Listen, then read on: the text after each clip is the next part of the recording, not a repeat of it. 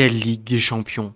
L'année dernière, on pense avoir tout vu en Ligue des Champions, le Paris Saint-Germain qui la gagne. On se dit, bon, tu refais une Ligue des Champions l'année d'après, de toute façon c'est tous les ans. Tu refais une Ligue des Champions l'année d'après.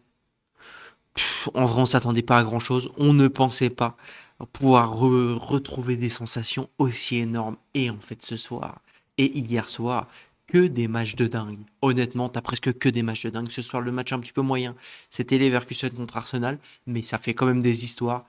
C'était quand même un match très intéressant.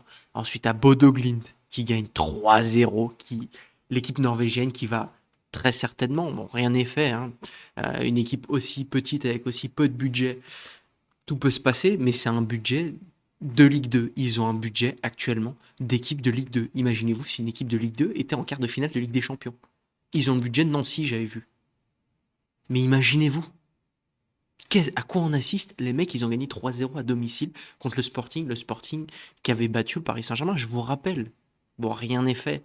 Ensuite, on a eu Paris Saint-Germain-Chelsea, j'en ai fait une vidéo, n'hésitez pas à aller la voir, mais on va quand même reparler un petit peu de ce match parce que j'ai encore d'autres choses à dire.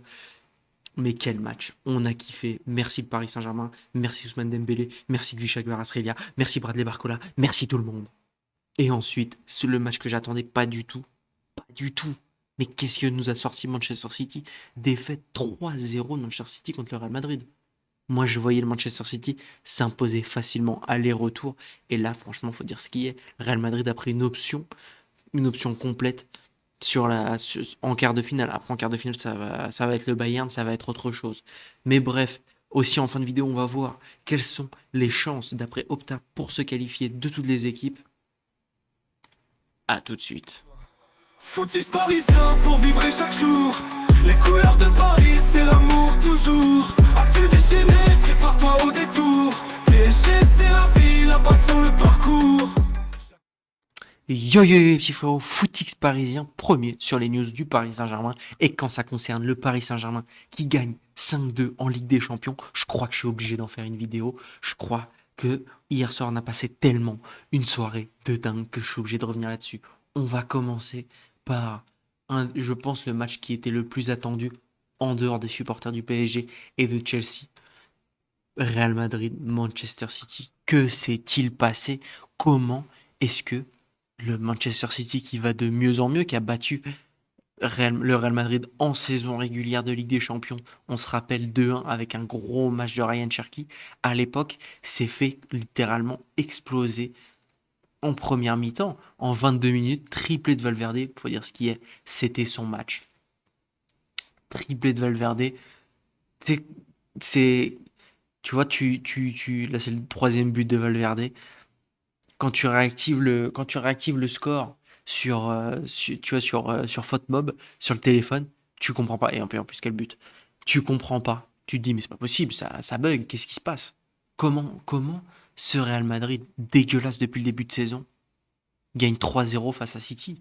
Sans Kylian Mbappé, sans Bellingham, sans Rodrigo? On va voir on va voir un petit peu le 11 qu'ils ont affiché hier soir. Mais là, c'était incroyable. Je ne comprends plus rien. Real Madrid, ça fait 3 mois que ces abrutis, calme-toi, enchaînent des matchs calamiteux pour nous pondre à la mi-temps du siècle contre City de Pep avec la moitié de l'effectif blessé. Comment c'est possible? Comment c'est possible? Est-ce qu'il y a des leçons à tirer de ce match? Je pense que oui. J'ai l'impression, mais ça va vous faire mal, mais que quand Kylian Mbappé n'est pas là, les souris dansent. Quand les chats, quand le chat n'est pas là, les souris dansent. En fait, c'est beaucoup plus facile de. Je ne veux pas dire que ça prend des conclusions sur un match, mais c'est beaucoup plus facile de jouer un match à 10, à 11 qu'à 10. Et quand tu joues avec Kylian Mbappé, certes, il va te marquer un but dans le match, mais tu joues à 10 contre 11. Et en plus, avec Vinicius Junior qui joue un peu le même jeu de Kylian Mbappé, en fait, tu joues à 9 contre 11. Et jouer à 9 contre 11 dans le football, c'est compliqué. Encore, tu peux pallier le retard d'un joueur. On l'a vu dans de grosses équipes, l'absence de retour défensif d'un joueur, même si Vinicius Junior, moi je me rappelle, avant l'arrivée de Kylian Mbappé, d'un Vinicius Junior, par exemple contre City, l'année où il gagne le titre. Mais t'as un Vinicius Junior pendant 90 minutes qui est en défense. Il le ferait plus. Actuellement, il le ferait plus. Bref, un Manchester City très décevant qui nous a mis. En fait, je comprends pas Manchester City. Manchester City, pour être tout à fait honnête, je comprends pas. Il n'y a pas du tout d'équipe type. Savigno, tu le vois plus pendant 2, 3 semaines, un mois. Hop, on te le met en huitième de finale de Ligue des Champions contre, contre le Real Madrid. Je comprends pas. Vraiment, c'est un, je, je ne comprends plus Guardiola. Tout simplement. Cherki qui marche sur l'eau, il peut te faire des très bons matchs. La semaine d'après, il sera pas titulaire. Tu comprends pas. Jérémy Doku, il peut t'enchaîner les matchs moyens. Après, il sera titulaire. Vraiment, je ne comprends plus.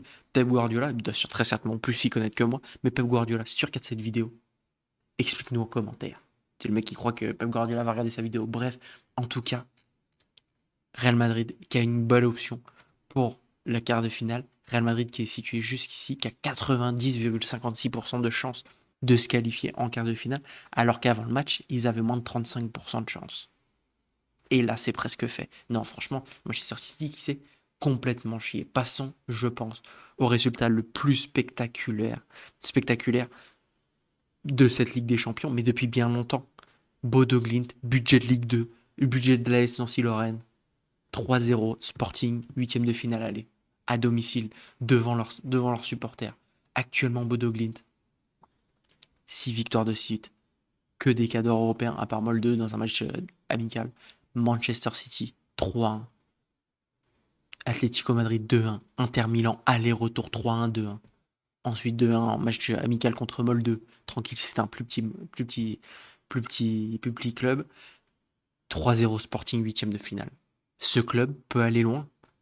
Moi, je vous le dis, et vu les performances d'Arsenal, en fait, je pense que ce club peut éliminer Arsenal et partir en demi-finale de Ligue des Champions. Il faut déjà qu'il se qualifie contre le Sporting, doucement quand même. Mais on peut assister à la véritable plus belle histoire de la Ligue des Champions depuis bien longtemps. Depuis bien longtemps. Les mecs, ils marquent des buts excellents, ça joue bien. Bon, je vais pas vous mentir, j'ai regardé les highlights, j'ai pas regardé le match. Ça joue bien. Non, voilà. Ça joue bien, ça joue en équipe. Ça prouve que, voilà, aux supporters de Marseille, ça prouve que c'est pas le budget le problème. Hein. Ça prouve qu'il y a d'autres problèmes dans votre club que le fait de ne pas avoir de budget. Parce que là, ce que nous fait Bodo Glimt en Ligue des Champions, c'est excellentissime. Prenez-en de la graine. Ensuite, on a eu le match très controversé. Je vais pas vous mentir. J'ai regardé ce match. Honnêtement, il était chiant de ouf. Je pense que tout le monde l'a vu chiant de ouf. Arsenal, qui tient sa réputation d'équipe relou de fou. Il y a un joueur, moi, que j'ai envie de tenir. Pourquoi Saka, il est compté encore comme étant un grand joueur? Pourquoi je le vois dans des tops, etc. Pourquoi est-ce qu'on pardonne à ce mec autant? Qui l'a déjà vu être autant créateur que ça? Pas de passe D, pas de, pas de but, rien. Il donne rien dans des matchs et je comprends pas, on lui dit rien. Parce que Martinelli, s'il faisait les performances que fait Saka depuis un an, mais il serait plus dans le club depuis bien longtemps, même s'il est pas ouf. Et en fait, il fait presque les mêmes performances que Saka. Mais vous voyez ce que je veux dire? Non, je comprends pas. Saka, je ne comprends pas pourquoi est-ce qu'on lui pardonne tout. Et surtout, gros fait du match. Parce que le Bayer Leverkusen avait démarré la rencontre en gagnant 1-0, enfin en marquant le premier but à 1-0 à la 46e minute. Et ensuite, penalty complètement inventé. C'est quoi ce penalty? Il le touche pas. Il le touche absolument pas. Regardez. Il l'a pas touché. Penalty. Penalty. Bon, on va dire que c'est bien joué de l'attaquant, mais c'est un peu relou dans un football où maintenant on a la VAR de pas la consulter en fait. 90e minute, c'est tellement important. T'es obligé de la consulter. Aussi, je vous ai pas parlé de Bodo Glimt, du coup, qui a 90% de chance de se qualifier en quart de finale. Bodo Glimt. Je me répète, budget de Ligue 2. C'est quoi cette histoire? Incroyable mais vrai. Incroyable mais vrai. Quand Bodo Glimt s'est qualifié devant Marseille, je me suis dit, Marseille s'est fait escroquer. Pas du tout. T'es trompé. Bref. Et aussi le Real Madrid qui a... Ah non, on a déjà dit le Real Madrid. Ouais, ah oui, donc maintenant Leverkusen et Arsenal, excusez-moi, je perds le fil de ce que je dis. Arsenal n'a que 77% de chance de se qualifier en huitième de finale, alors que je pense qu'il devait être à 90 au début. T'as un monde sur quatre où Arsenal ne passe pas les huitièmes de finale, sachant que d'après Opta, t'as un monde sur quatre également où Arsenal gagne la Ligue des Champions. Comment c'est possible? Bah, c'est possible aussi parce que En quart de finale, il devrait tomber sur Bodo Glimt et Bodo Glimt, il devrait vraiment être énormément favori de ce match. Et le dernier match, et pas des moindres, on a kiffé. Paris Saint-Germain-Chelsea. Encore une fois, n'hésitez pas à aller voir la vidéo dédiée à Paris Saint-Germain-Chelsea, mon après-match que je vous ai sorti hier soir, juste après cette victoire. Excellentissime. Moi, j'ai envie de revenir sur une image. L'énervement de Ousmane Dembélé. Qu'est-ce que j'aime le voir comme ça. Ousmane Dembélé, ballon d'or hier soir. On a kiffé. On a kiffé. Maintenant, les supporters de Chelsea, je comprends pas. Rendez-vous le 17 mars à Stamford Bridge. Doucement. Un petit peu de... Voilà. Faut dire, en fait, faut savoir être critique envers son club. Voilà, quand tu perds 5-2 contre un Paris Saint-Germain qui a su être tranchant dans les bons moments, mais qui s'est pas créé énormément d'XG, hein, quand on regarde le Paris Saint-Germain, sur ce match-là, c'est 0,90 XG, 5 buts. Voilà, faut commencer à être un petit peu tranquille. Ça nous parle de clim. On va s'occuper de Stamford Bridge. Faut quand même marquer 3 buts d'écart pour espérer aller en prolongation. On sait que le Paris Saint-Germain peut se couiller. On l'a déjà vu dans plein d'exemples. Honnêtement, je pense pas contre Chelsea. Tu vois, quand on bat Aston Villa, on avait marqué avec 2 buts d'avance. J'étais plus stressé que maintenant. Parce que je sais que contre un petit club, on peut les prendre de haut. On prendra pas de Chelsea de haut. On a perdu 3-0 contre en finale de Coupe du Monde des clubs. On sait que ça peut arriver. Ça ne réarrivera pas. Ça ne réarrivera pas. Et donc le Paris Saint-Germain a 92,73% de chance de se qualifier. Bon, je crois qu'on a pris une sérieuse option sur les quarts de finale. Et en plus de ça, en quart de finale, t'as une chance sur deux de retrouver Galatasaray. Et si t'as une chance sur deux de retrouver Galatasaray, t'es très, très, très, très bien. Bref, aussi, est-ce que ce serait pas le moment de rendre la Première Ligue un petit peu humble après cette semaine de Ligue des Champions où t'as Tottenham qui a perdu 5-2 contre l'Atlético Madrid avec l'une des pires performances tout simplement d'un gardien en Ligue des Champions. Manchester City qui s'est pris 3-0, Manchester City deuxième de Première Ligue, 3-0 contre un Real Madrid qui va pas du tout, avec une demi-équipe. Chelsea qui s'est pris, je sais pas pourquoi écrit 2-1, mais qui s'est pris 5-2, explosé par un Paris Saint-Germain qui est pareil, pas extrêmement fort, même si hier ils étaient très en forme. Newcastle qui fait égalité, ça je pense que c'est la seule vraiment bonne opération des clubs anglais. Newcastle qui m'a plu sur son match contre le Barça. C'est le match que j'ai regardé avant-hier soir. Franchement, Newcastle m'a plu et j'aurais mérité bien plus. Je pense même qu'ils auraient mérité de gagner 2-0 franchement contre ce Barça.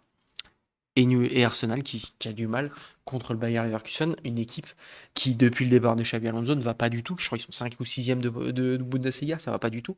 Bref, en tout cas, cette semaine a encore été très kiffante de Ligue des Champions. J'ai envie de vous dire à la semaine prochaine, en espérant garder le sourire après ce match à Stamford Bridge. Bref, merci encore une fois des 200 abonnés. On est déjà à presque 225 abonnés, ça me semble être un truc de malade. Merci à tous. N'hésitez pas à liker, partager et vous abonner. Ça me fait toujours plaisir et ça me soutient. Ciao, ciao les gars.